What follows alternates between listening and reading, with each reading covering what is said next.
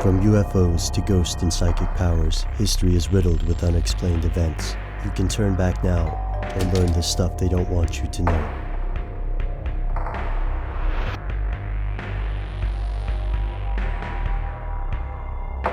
Here are the facts.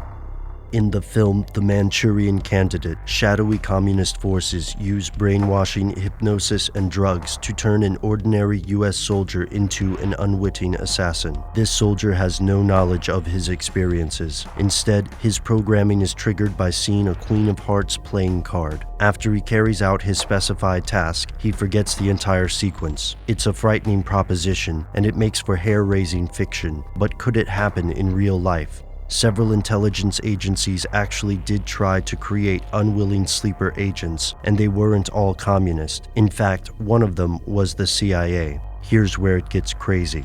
During the 1950s, the CIA ran a top-secret operation codenamed Project Artichoke. According to a CIA memo from 1975, Artichoke is a code name for the study and use of special interrogation methods and techniques. These methods include the use of hypnosis, drugs such as morphine or sodium pentothal, and psychological torture techniques such as total isolation. Project Artichoke arose from Project Bluebird and eventually transformed into the more well-known Project MK Ultra. Over the course of this project's lifetime, it addressed several disturbing questions, such as, can an individual be made to perform an act of attempted assassination involuntarily under the influence of artichoke? To answer this question, the CIA contemplated several tactics that, were they common knowledge, would have generated an enormous uproar and outrage from the American public. To this day, the details of this murky operation are largely unknown. There is evidence that the CIA used LSD on interrogation subjects and also conducted numerous interrogations and experiments with other drugs, searching for a combination of techniques and substances that could produce extraordinarily compliant, suggestible individuals. According to the current historical record, these experiments were largely unsuccessful and at times disastrous. There was also at least one documented death linked to this series of programs. About a week after a CIA representative gave Army civilian Frank Olson a dose of LSD, Olson died, crashing through a window and plummeting to the ground. The death was ruled a suicide. But how close did the CIA come to creating an unwitting assassin?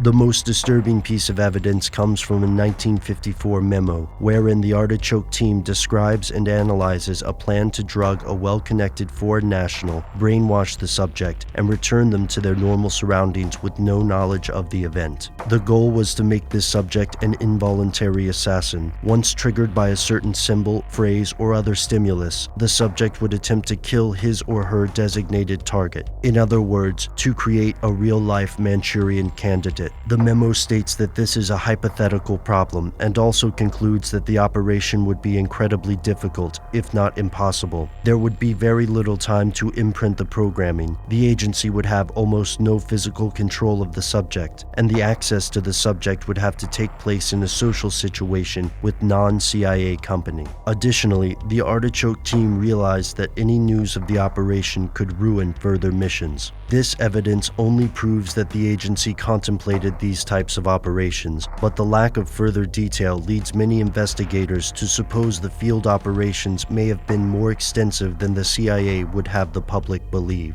After looking through the heavily redacted files and searching for masses of missing data, we only know one thing for sure. There's still something they don't want you to know about Project Artichoke.